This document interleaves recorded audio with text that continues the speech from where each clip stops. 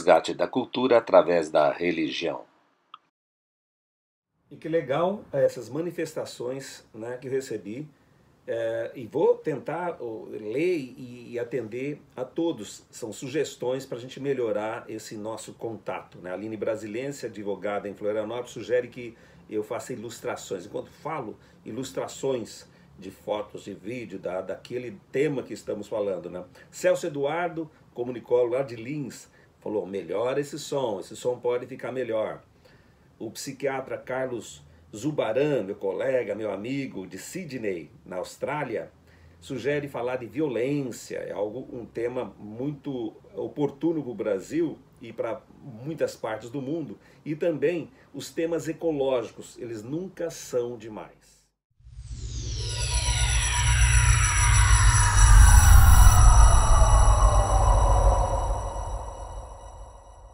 O primeiro episódio, gravado na cidade de Lins, eu quis começar do começo, da minha cidade de origem, e fazendo lá uma recapitulação de como é que era no meu tempo. E a cultura, ela é fundamental para o ser humano, para a saúde de uma coletividade, de uma pessoa. Esse é o tema que nós vamos prosseguir. E dessa vez, nós vamos ver o resgate desse costume, dessa cultura, através da religião. Quando é que uma pessoa muda de um lugar para o outro? Muitas vezes porque desejava. No meu caso, eu saí daquela cidade de origem, fui passando de cidade em cidade até chegar em Florianópolis, onde eu trabalho finalmente. Então eu fui um emigrante, eu saí de lá e fui para outro lugar. No caso, quando eu morava em Lins, vivia em frente a uma colônia de japoneses. Eles eram diferentes de nós brasileiros.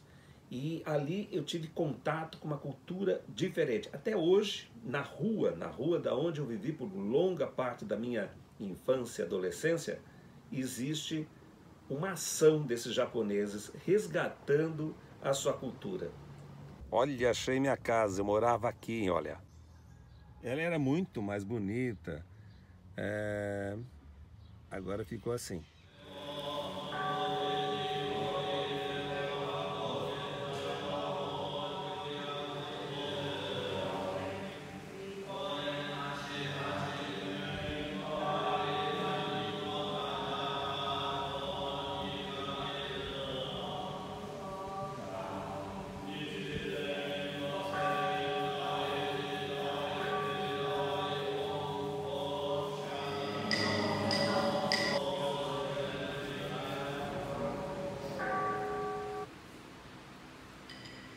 A religião budista Honmon Butsurushō, ou seja, budismo primordial, foi a primeira religião a vir no Brasil, tá? Tanto é que ela veio com o Kasato Maru através do nosso arcebispo Ibaraki Nisui.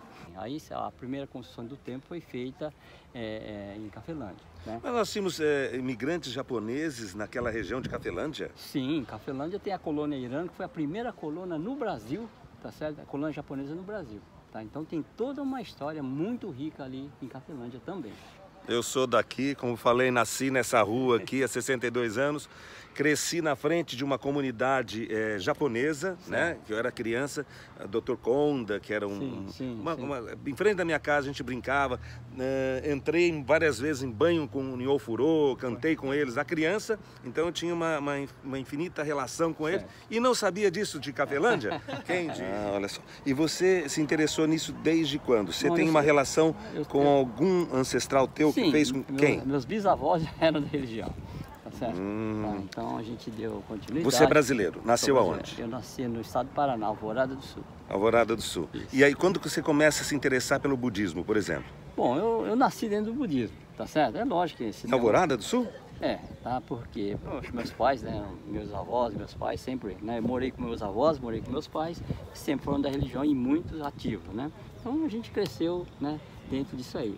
Tá certo? Nunca a gente teve dúvida disso. Em Alvorada não tinha templo? Não, então você tinha um budismo na tua casa, dentro da casa? Dentro da casa. Tá? As orações eram feitas diariamente, de manhã, à noite, enfim.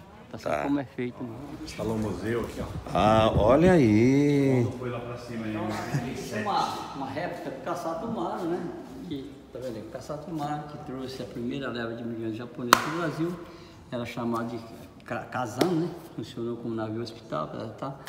E onde veio o nosso monge, né? Como muitos imigrantes, teus pais talvez vieram de navio. Meus pais vieram, não vieram, meus pais, por exemplo, não vieram no Caçatomaro, vieram 3 ou 4 gerações após. Depois. Isso. Isso aqui, né? Essa foto é do Mitilene.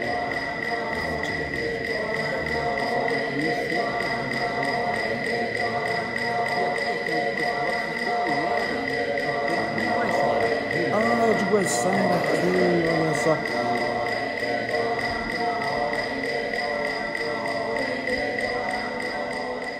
É assim, né? Muitos imigrantes, trabalhavam todos na lavoura.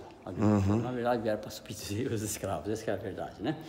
E assim, né? Tinha uma série de problemas, tá certo? Né? Um rendimento, né, irrisório, muitas doenças, dificuldades, enfim, tudo aquilo que, né, um imigrante sofreu naquela época. Então é o seguinte, o nosso fundador, nosso mestre Barak, ele conseguiu converter muitas e muitas famílias através da oração, porque lá tinha lá uma família doente, tá certo? Ele ia lá, rezava, e a pessoa realmente recebia a bênção e sarava. Então, puxa vida, né? Gratidão, vou entrar para a religião. Então no budismo tem esse aspecto da fé e a cura também. Sim, nem todos os budismos. Nem todo né? budismo. O budismo primordial tem isso, tá certo? Ele presta muita gratidão aos antepassados. Agora na cerimônia teve uma homenagem ao Watanabe, que é que morreu há um ano, e ao mesmo tempo aos ancestrais. Então a gente valoriza o idoso. Sim. Essa é uma inversão de valores. Nós desprezamos geralmente quem é velho. Quem é velho se descarga. Isso aqui foram as vestimentas dele, tá? Ah, é mesmo. Porque resgatar a cultura é algo importante. O que tem de especial nos nossos costumes, na nossa cultura, que pode amenizar as nossas dificuldades ou equilibrar a nossa saúde? Esse é um tema discutido em várias partes do mundo, em vários congressos.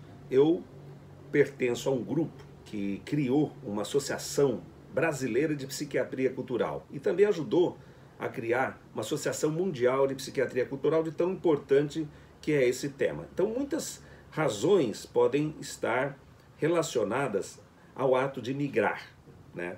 Às vezes você pode migrar porque algo marcante aconteceu, né? Pode também estar relacionado a uma situação grave, como aconteceu com os venezuelanos, os haitianos e os sírios, em várias partes do mundo. Uma situação de guerra, ou de perdas, ou de catástrofe, pode levar as pessoas a deixarem os seus países. Ela não é a causa de doença mental, no caso, a migração em si, mas ela aumenta o risco. Imagine você, jovem, estudando numa determinada escola, e de repente você tem que mudar daquela cidade ou daquele país para um outro país que você não sabe nem falar a língua deles. Interrompe a escola, você se afasta dos seus melhores amigos e daquilo que você gosta e está acostumado. Então é um momento de ansiedade forte, de sofrimento, e muitas coisas podem acontecer. As pessoas podem sofrer conforme a estrutura que tem. Dr. Joseba Akoteg, psiquiatra, meu amigo, da Associação também Mundial de Psiquiatria Cultural, e vive em Barcelona. Ele é especializado nessa questão de migração. Olha as alterações numa das aulas dele, associadas às migrações dos jovens. Interrupção do processo de maturação, né? A gente pode entrar num processo de regressão. Sofrimento, ansiedade, alteração da percepção pessoal, perda da autoconfiança dentre esses jovens, conflito, até confusão. Ele apontou 7 situações de desilusões envolvendo os imigrantes. Uma, perda do contato com parte da família e dos amigos. Outro, perda na comunicação. A sua língua de origem é a melhor para você comunicar o seu afeto. Perdas culturais relevantes, perda da pátria, aquele país que você cresceu, que você tem uma atração, uma torcida por ele. Perda do status social. Muitas vezes o processo de migração faz com que você não tenha as mesmas condições econômicas e sociais do local da onde você partiu. perda do contato com pessoas da sua mesma origem étnica, do seu grupo. E, finalmente, existência de riscos físicos graves. Falando de imigração, o Dr. Joseba, de Barcelona, ele cita uma síndrome, a síndrome que ele chama Síndrome de Ulisses, e aponta os estressores, que é a nossa solidão nesse processo, as falhas, a luta pela sobrevivência, uma nova vida. Eu tenho que botar de comer em casa, eu tenho que conseguir, naquele país estranho aparentemente, fazer com que minha família sobreviva, eu mesmo tenho que dar conta do recado. E isso provoca medo, terror. Saiba que eu estive no Japão e fiz 4 programas na TV aberta, ainda com o nome Psiquiatria Sem Fronteiras. Está aí o link para vocês que quiserem resgatar essas reportagens que a gente fez lá no Japão, associando cultura e saúde mental. Cliquem e assistem esses vídeos que vocês vão gostar.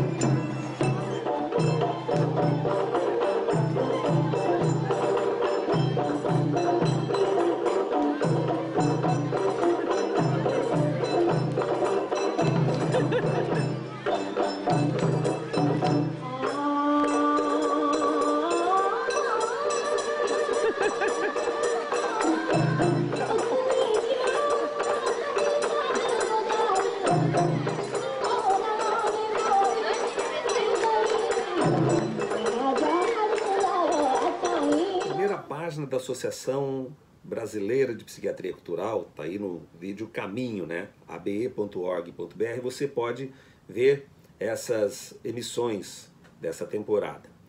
E você também pode, através da Associação Brasileira, ou através do Face, ou através do Instagram, através do YouTube, dar a sua sugestão, como foi feito no primeiro episódio. Vou contar com vocês, sugestões de temas, sugestões de formatação dessa apresentação. Sejam bem-vindos.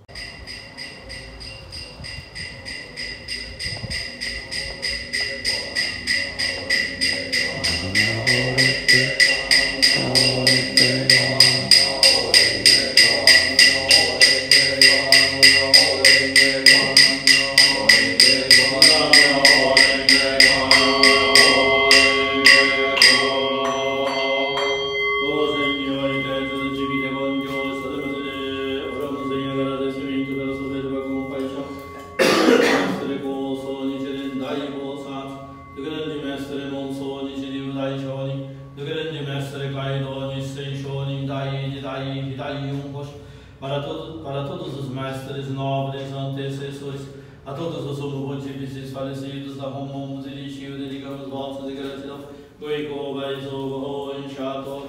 Oramos ao pioneiro e mestre fundador do budismo no Brasil, arcebispo Ibaragi Nisri Shonin, Gohoen Shato.